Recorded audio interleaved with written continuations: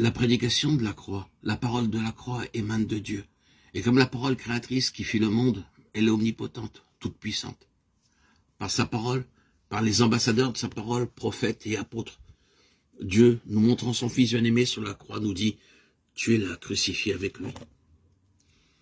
Et si de toute notre âme nous répondons qu'il en soit ainsi, Amen, la prédication de la croix devient aussitôt en nous la puissance de Dieu. Elle est la puissance de Dieu en tous ceux qui croient. Il arrive qu'aux époques de transition, de crise, le croyant est enclin à se détourner du chemin de la foi pour retourner aux œuvres de la loi et retomber sur lui-même. Ce fut là l'écueil où la foi des Galates menaça de sombrer. Peut-être avaient-ils perdu la joie qui avait accompagné leur conversion.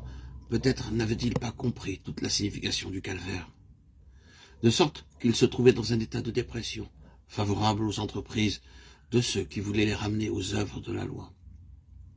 L'apôtre Paul leur reproche de s'être détourné du calvaire, et ces paroles nous prouvent qu'aussi longtemps que nous sommes ici-bas, notre unique sûreté, notre seule encre de salut, c'est le sacrifice du Christ pour nous en Golgotha.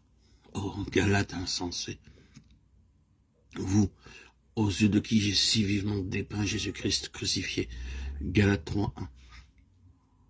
Qui vous a ensorcelé, s'écrie l'apôtre. Ne leur avait-il pas annoncé tout l'évangile comme aux Corinthiens et aux Romains?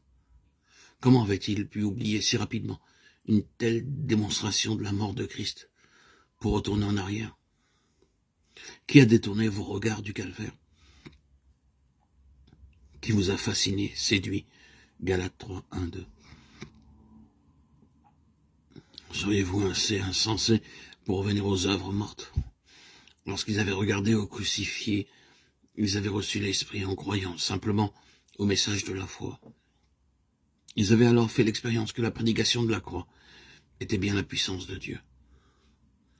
Dieu avait répandu son esprit sur eux en abondance et accompli des miracles en eux, en réponse à la prédication de la foi. Galates 3:5. Le Christ crucifié leur ayant été dépeint avec une telle puissance, comment se faisait-il qu'ils n'eussent pas compris la signification de sa mort? Avant que le chemin de la foi leur eût été révélé, ils étaient emprisonnés sous la loi. Galates 3:23. Parce qu'ils ne pouvaient pas accomplir la loi.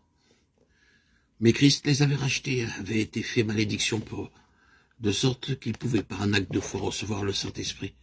Galates 3:13-14. Et par sa puissance en eux, marcher en nouveauté de vie.